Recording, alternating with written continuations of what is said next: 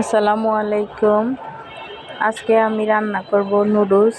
Noodles অনেকে অনেকভাবে রান্না করে, আমি একটু ভিন্নভাবেই করব।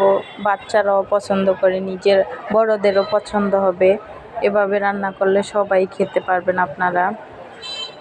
আমি প্রথমে সব কিছু নিয়ে নিচ্ছি, মরিচ, টমেটো, গাজর। যদি বাচ্চারা খায় মরিচটা একটু না দিলে হয়।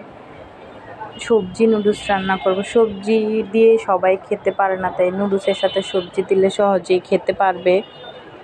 আমি প্রথমে একটা প্যানে তেল বসিয়ে দুটো ডিম দিয়ে দিচ্ছি, তারপরে কাঁচামরিচ, টমেটোটা করে ভালো করে নেড়ে ভেজে নিচ্ছি। আর আমি নুডলসটাও ওখানে সিদ্ধ করে রাখছিলাম, গাজর, আলু, নুডলস একসাথে, সেটাও ভালোভাবে দিয়ে দিলাম। দিয়ে নাড়ানোর পরে ভালোভাবে নাড়িয়ে, যদি বাচ্চাদের জন্য রান্না করা হয় তাহলে কাঁচামরিচটা না দিলেই ভালো হবে। আপনারাও বাসায় ট্রাই করে দেখতে পারেন, অবশ্যই ভালো হবে। তারপরে আমি একটু ধনেপাতা দিয়ে দিলাম। ধনেপাতা পরে নুডলসটা ভালোভাবে নাড়াচাড়া করে নামিয়ে নিলে রেডি হয়ে যাবে নুডলস। এর সাথে সাথে সবজিও খাওয়া হয়ে যাবে।